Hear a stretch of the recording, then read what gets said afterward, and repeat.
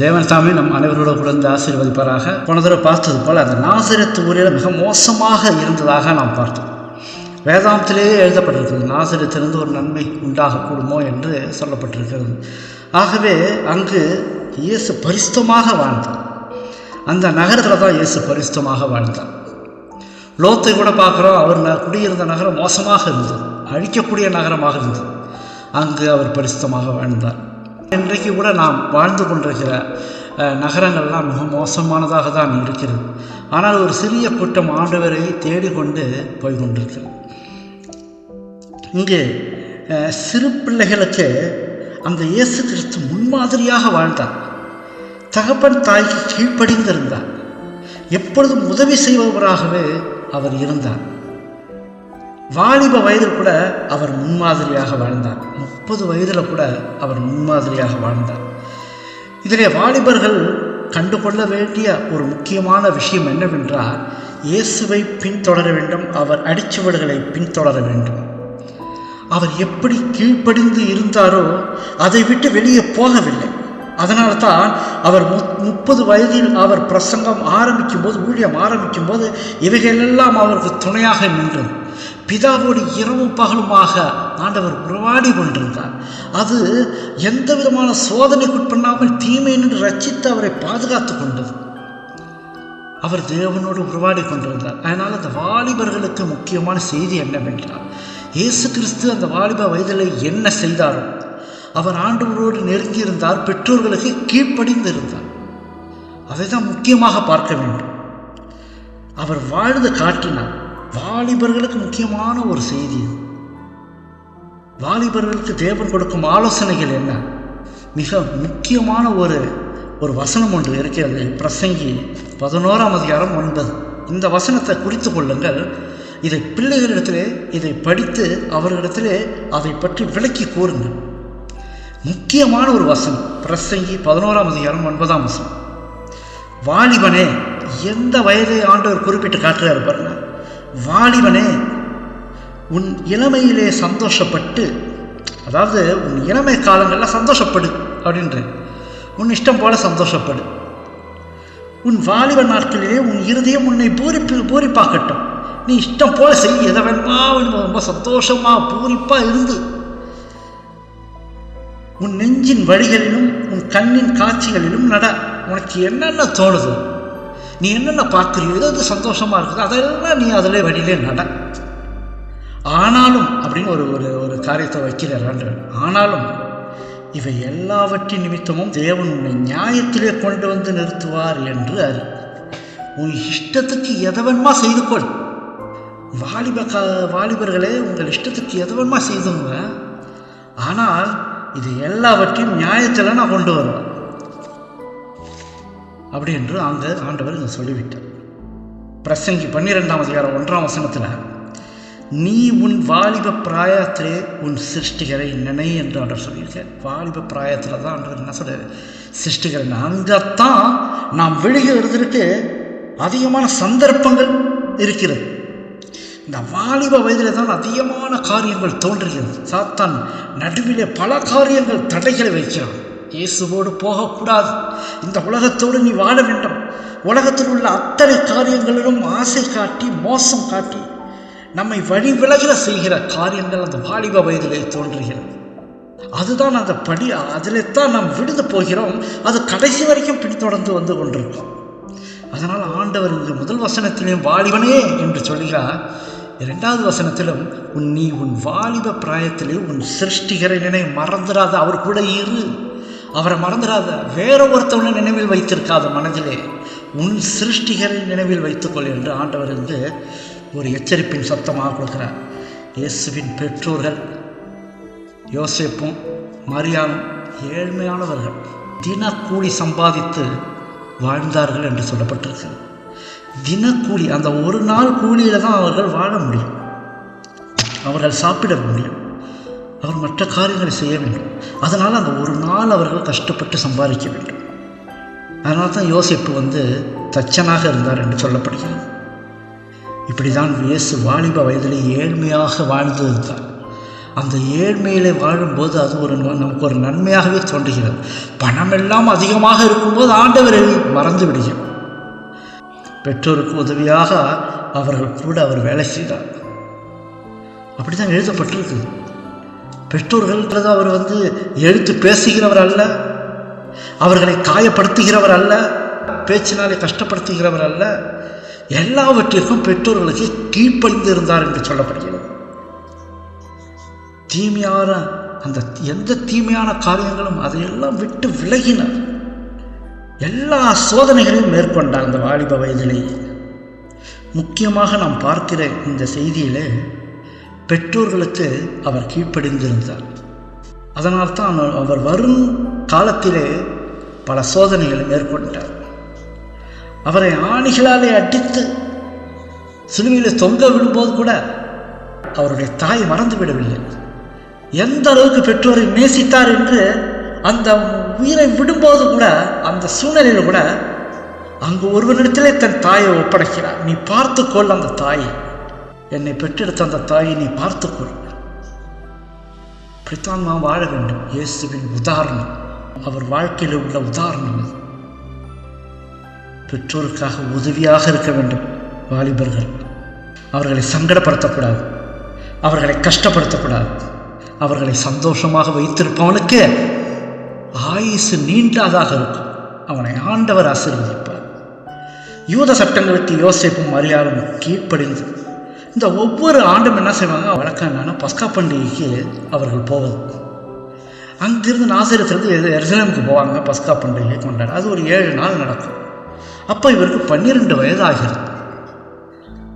அவர் என்ன செய்கிறார், பெற்றோர்களுடன் எருசலேமுக்கு அந்த பண்டிகைக்கு சென்றார்.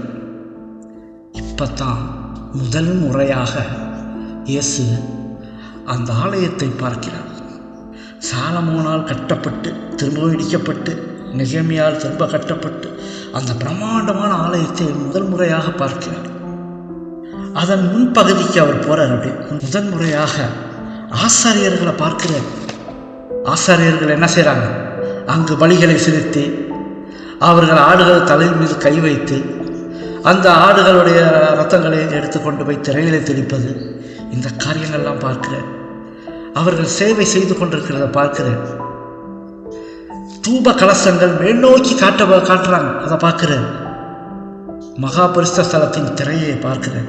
இந்த காட்சிகளை அவர் பார்க்கிறார். முதலாவதாக இவைகளை அவர் பார்த்த போது உடனே புரிந்து கொண்டால் உலக பாவத்துக்காக தான் பலியாக வேண்டும் என்று அவர் உடனே புரிந்து கொண்டார். எந்த வயதில்? 12 வயதில். யோசிச்சு பாருங்கள், எந்த அளவுக்கு அவருக்கு ஞானம் இருந்தது, எந்த அளவுக்கு அவர் வேதாகமத்தை நன்றாக படித்து புரிந்து வைத்துக் கொண்டிருக்கிறார் என்பதை யோசித்து பார்க்க வேண்டும். அந்த சிறு வயதிலேயே எந்த அளவுக்கு அவர் யோசித்திருக்கிறார் என்பதை பாருங்கள். அதனால்தான் எல்லாவற்றிலும் நேர்த்தியாக அவர் வளர்ந்தார், ஞானத்திலும் எல்லாவற்றிலும் விருத்தி அடைந்தார் என்று எழுதப்பட்டிருக்கிறது. அப்படி அவர் பெற்றோர்கள் வளர்த்தார்கள். பிதா அவரோடு இருந்தார். இயேசுவும் உண்மையாக இருந்தார், பரிசுத்தமாக வாழ்ந்தார். ஆனால் சுற்றி இருந்த மக்களுக்கு அது புரியவில்லை. 12 வயதான அந்த இயேசுவுக்கு புரிந்துவிட்டது. இது இந்த காட்சிகளை பார்க்கும்போது, ஆசாரியர்களின் செய்கைகள், சேவைகள், இதெல்லாம் பார்க்கும்போது அவருக்கு புரிந்துவிட்டது. இந்த ஆடுகளுக்கு பதிலாக இங்கே மேசியா மறிக்கப் போகிறார். அவர் அந்த மேசியாவை நின்று அந்த காட்சியை பார்த்து கொண்டிருக்கிறார். இதற்காகவே அவர் எருசலேமுக்கு சென்றதாக இருந்தது. 7 நாட்கள் பண்டிகை முடிஞ்சிச்சு. யோசேப்பும் மரியாளும் திரும்ப என்ன செய்றாங்க, தங்கள் ஊருக்கு திரும்பி சென்றார்கள். சந்தோஷமாக அவர்கள் நண்பர்களோடு, இன்னும் நிறைய மக்களோடு திரும்பி சந்தோஷமாக அந்த எருசலேமை விட்டு நாசரேத்துக்கு பயணமாக வந்து கொண்டிருந்தார்கள். அந்த இயேசுவை இன்னும் மறந்து போயிட்டாங்க.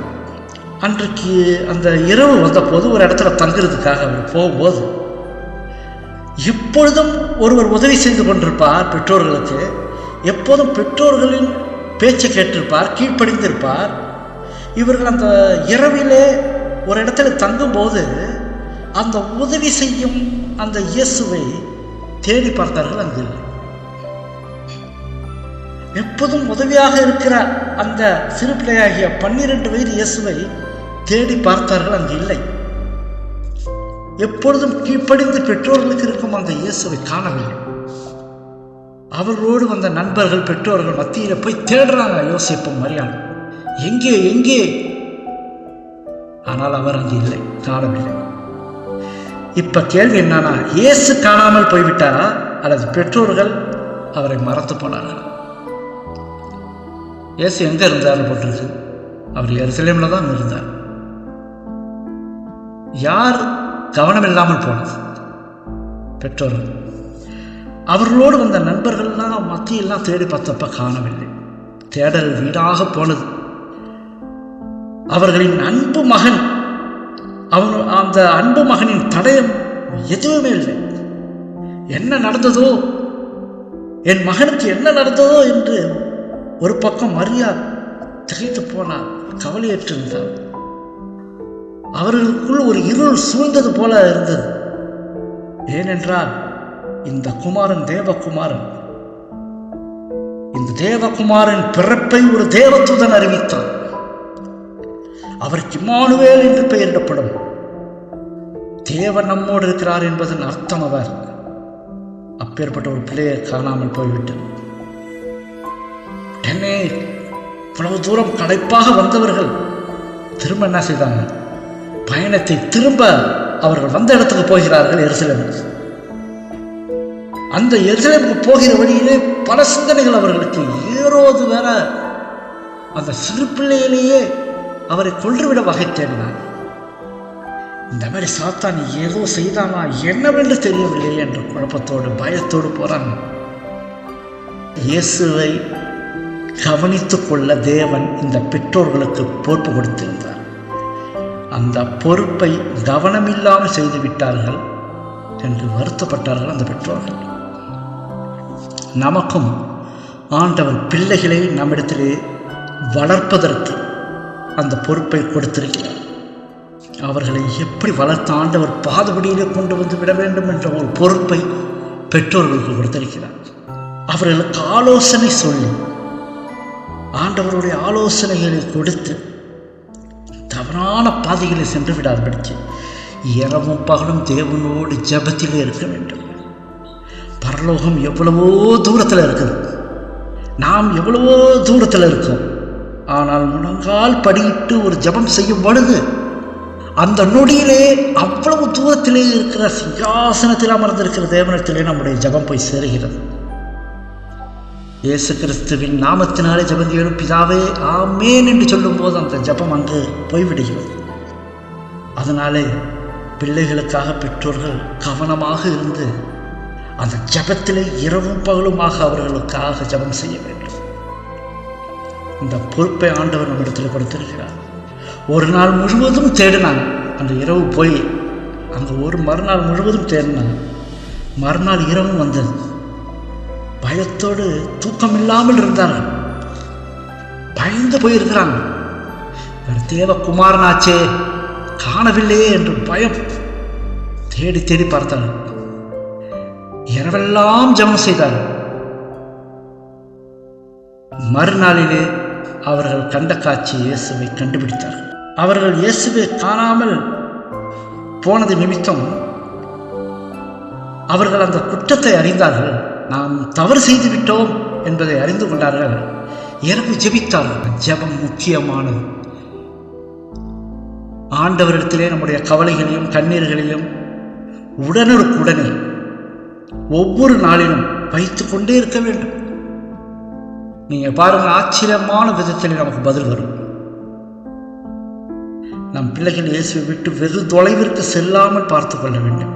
உருக்கத்தோடும் கண்ணீரோடும் ஜெபம் செய்ய வேண்டும். மறுநாள்ல திரும்பவும் தேடுறாங்க. எங்கும் அவரை காணல. மாலை திரும்பவும் வந்தது. அவங்க தேடிக்கொண்டே ஆலயத்துக்கு அருகே வந்தாங்க. அங்கே ஒரு பெரிய கூட்டம் சூழ்ந்திருந்துச்சு அந்த ஆலயத்துக்கு முன்பாக. என்ன அந்த இடத்துல இவ்வளோ கூட்டமா இருக்குன்னு சொல்லிட்டு அந்த கூட்டத்திற்குள்ளே புகுந்தார்கள். அங்கே ஒரு சத்தம் ஒன்று கேட்டுக்கொண்டிருக்கிறது, யாரோ பேசுவதை போல. அந்த பழக்கப்பட்ட குரல், அந்த இயேசுவின் குரல் அவர்களுக்கு காதிலே விழுந்தவுடன் ஒரு மகிழ்ச்சி. இது இயேசுவின் குரல் தான் என்று அவர்கள் ஒரு சந்தோஷமாக இருந்தார்கள். ஆனால் அவரை காண முடியவில்லை. அவர் எங்க இருக்காருன்னு தெரியல.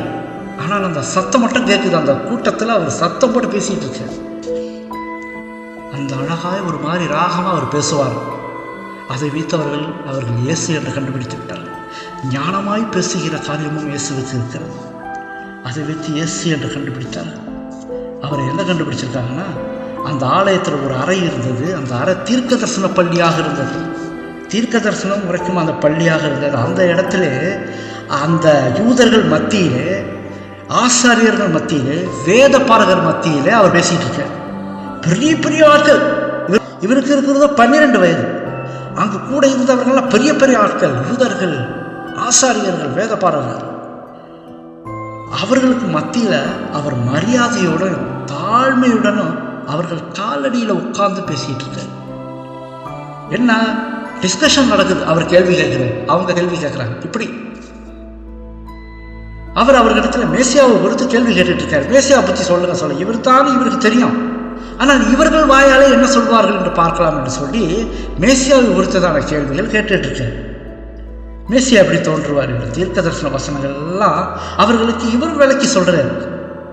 ஆசாரியர்கள் வேத பாரகர் என்ன செய்கிறாங்க, என்ன இந்த சிறு வயதாக இருக்கிற இந்த பையனுக்கு இவ்வளவு அறிவாக இருக்கிறது, சரி கடினமான கேள்விகளை கேட்கலாம் என்று சொல்லி கடினமான கேள்விகள் தான் போய் கேட்குறாங்க அவர்கிட்ட. இயேசு எல்லாத்துக்கும் பதில் கொடுத்துட்டே இருக்கார். எல்லாம் தீர்க்க தரிசன புத்தகங்கள் மூலியமாக அவர் பதில் கொடுத்துக்கிட்டு இருந்தார்.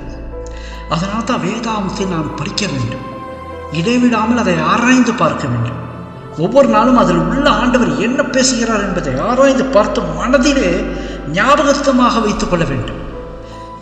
யார் இடத்திலேயாச்சும் கேள்வி நம்மிடத்தில் ஏதாகிலும் வருகிறது என்றால் இவர்களுக்கு தக்க பதிலை சொல்லத்தக்கதாக அதை முன்கூட்டியே படித்திருக்க வேண்டும். அதை தான் இயேசு செய்தார். இப்பொழுது பெரிய ரபிமார்களுக்கு மத்தியிலே அவர் உட்கார்ந்து பேசும் பொழுது ஒவ்வொன்றாக எடுத்து காட்டி கொண்டிருக்கிறார், விளக்கி காட்டி கொடுத்தார். கூடியிருந்த எல்லாரும் கவனமாக கேட்டாங்க. யாருமே பேசல, கவனமாக கேட்குறாங்க.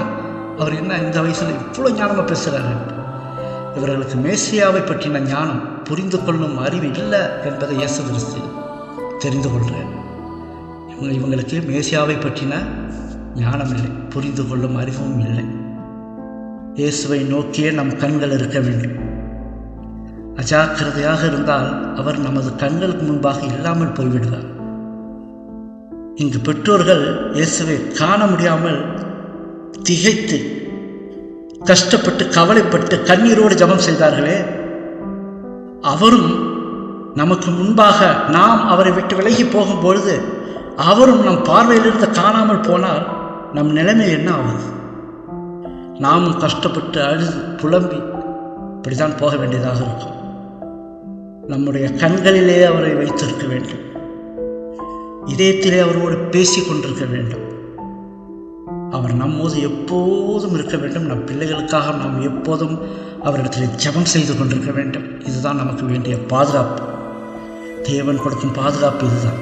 ஆண்டவரோடு பாதுகாப்பாக இருப்பது இப்படிதான். இயேசுவை பின்பற்றுவோம். அவர் சிறு பிள்ளையிலே பெற்றோர்களுக்கு கீழ்ப்படிந்து நடந்தார். அவர் ஒரு தேவகுமாரனவர், உலகத்தை அண்டசராசத்தை படைத்த தேவன். அவர் கூட தன்னை தாழ்த்தி பெற்றோர்களுக்கு கீழ்ப்படிந்தார் என்று சொல்லப்பட்டிருக்கு. இப்போ நம்மளாம் எந்த தூசி தான்.